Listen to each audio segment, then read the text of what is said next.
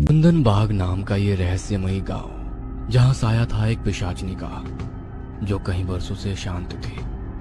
लेकिन कामिनी की यह गलती के कारण आज उसने फिर से उस पिशाचनी को जागृत करने का न्योता दे दिया था। पूरा गांव आज उस पिशाचनी की दहशत में था। गांव वालों ने कामिनी के घर के बाहर लाठियों से वार करना शुरू कर दिया था। ना चाहते हुए भी कामिनी अपने घर का दरवाजा खोलने पर मजबूर हो गई थी। वो डरी सहमी सी अपने लड़खड़ाते हुए कदमों से दरवाजे की ओर बढ़ी रही थी कि तभी पीछे से उसके पिता ने उसे आवाज लगाते हुए दरवाजा खोलने से रोक दिया। अपनी बेटी कामिनी की ढाल बनकर उसके पिता ने अपने कांपते हुए हाथों से दरवाजे को खोला तो सामने का दृश्य देखकर वो दोनों डर से कांप उठे। गांव वालों की आंखों में एक अलग ही आक्रोश था। रात के खामोश अंधेरे में लोगों की आंखों में भरा हुआ वो गुस्सा और हाथ में जल रही मशालें बड़ी ही डरावनी लग रही थी। गांव वाले अपने पिता के पीछे छिपी कामिनी को बड़ी ही गुस्से भरी नजरों से देख रहे थे।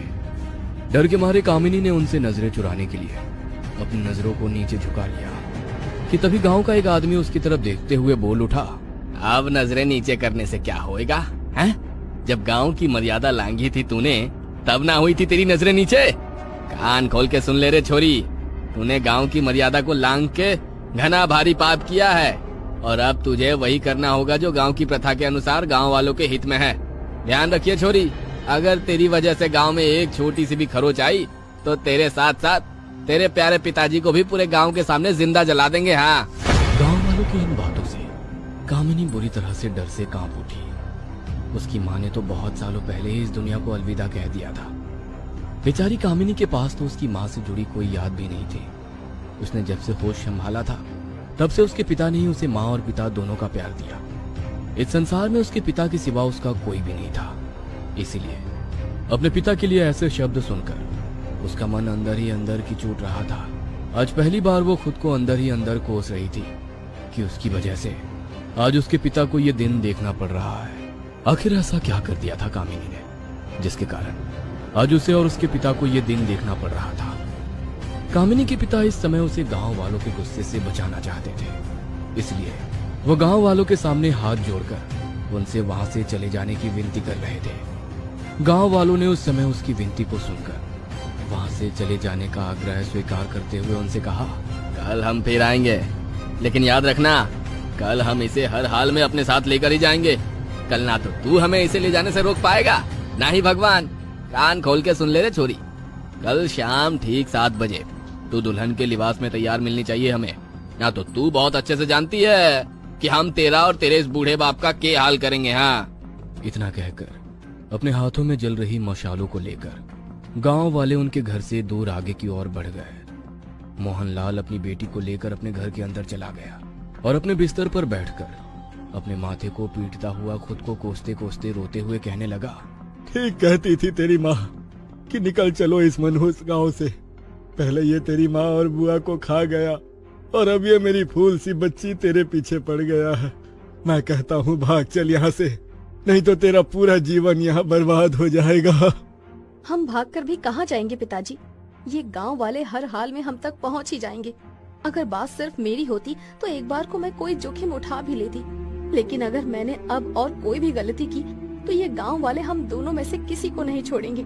मेरी किस्मत में अगर विधाता ने यही सब लिखा है तो फिर ठीक है, अब जो भी होगा मुझे मंजूर है। तू नहीं जानती मेरी बच्ची, तू अभी कुछ नहीं जानती। गांव के अभिशाप को कामिनी ने अब अपनी किस्मत के रूप में स्वीकार कर लिया था, क्योंकि वो लाख चाहकर भी अब नियति के उस लेख को बदल नहीं सकती थी। उसके दुखी मन में आज पूरी रात बस एक ही बात गूंज रही थी कि काश ये रात कभी खत्म ही ना हो। बीते कुछ समय में जो कुछ भी हुआ, काश वो बस एक बुरा सपना हो। खुद से ये बातें करते करते वो पूरी रात सो नहीं पाई और जैसे ही सुबह हुई तो गांव की औरतों ने उसके घर के बाहर आकर जमावड़ा डाल दिया।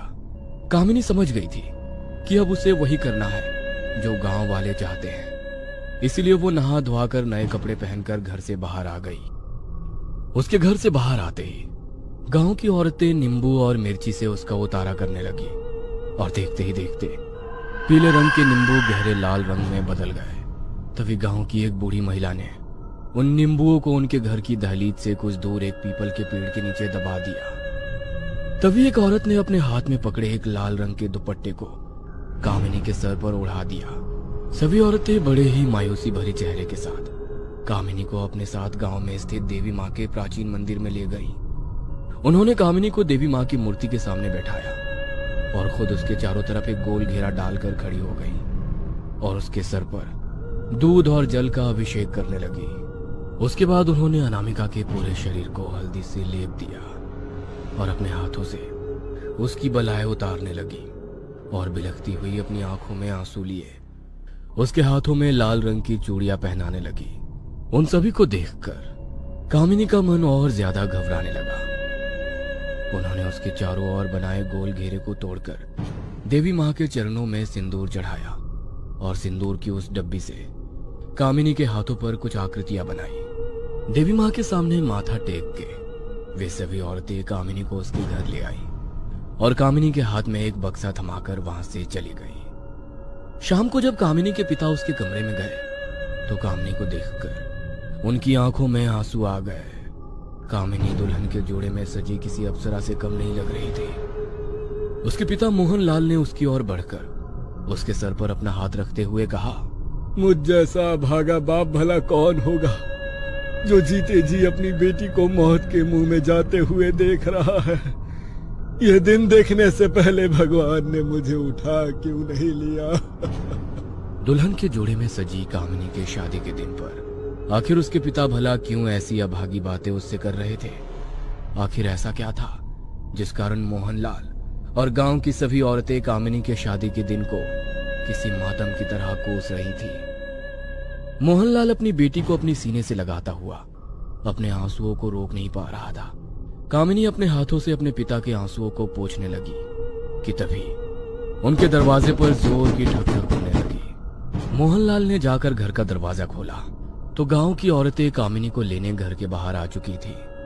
मोहनलाल ने कामिनी को बाहर बुलाया और उन्हीं में से एक बूढ़ी औरत ने कामिनी को एक लोहे की कील और माचिस उसके पर्स में रखने के लिए दी। कामिनी ने उसके हाथ से माचिस और कील को लेकर अपने पर्स में रख लिया और वो उन औरतों के साथ साथ चलने लगी। उसके पिताजी मोहनलाल भी उन सबके पीछे पीछे चलने लगे। कुछ देर चलने के बाद रास्ते के एक चौराहे पर उसी बूढ़ी औरत ने सूखे चावलों से देविका की नजर उतारकर चौराहे के बीचों बीच रख दी और फिर से सभी आगे की ओर बढ़ने लगे। कुछ देर चलने के बाद उन्हें सामने एक बड़ा ही आलीशान बंगला दिखाई दिया जो बेहद खूबसूरती से सजा हुआ था। उस बंगले की खूबसूरती को देखकर कामिनी का मन भी उस पर मोहित हो गया, लेकिन वो उस बंगले को नजरअंदाज करती हुई आगे की ओर बढ़ने लगी। तभी कामिनी को टोकते हुए पीछे से उस बूढ़ी महिला ने उससे कहा कि तुम आगे कहां जा रही हो मेरी बच्ची? यही तुम्हारी मंजिल है।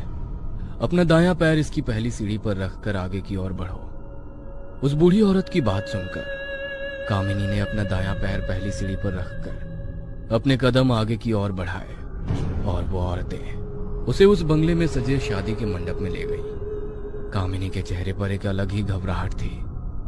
वो डरी सहमी सी मंडप में बैठी ही थी कि तभी पंडित जी ने आवाज लगाते हुए कहा, वर को मंडप में लाया जाए। पंडित जी की बात सुनकर कामिनी ने जैसे ही अपनी नजरें उठाकर देखा तो सामने अपने दूल्हे को देखकर उसके होश उड़ गए। उसे लगा मानो किसी ने उसके साथ कोई भद्दा मजाक किया है। उसकी शादी एक 60 साल के बूढ़े अपाहिज आदमी के साथ भला कैसे हो सकती है? आखिर कौन था वो बूढ़ा अपाहिज आदमी जिसके साथ कामिनी की शादी हो रही थी? आखिर ऐसी क्या मजबूरी थी उसकी जिस कारण उसे ये शादी करनी पड़ रही थी? आखिर क्या था इस शादी के पीछे छिपा वो राज? जानने के लिए इस कहानी के अगले भाग को अवश्य देखें।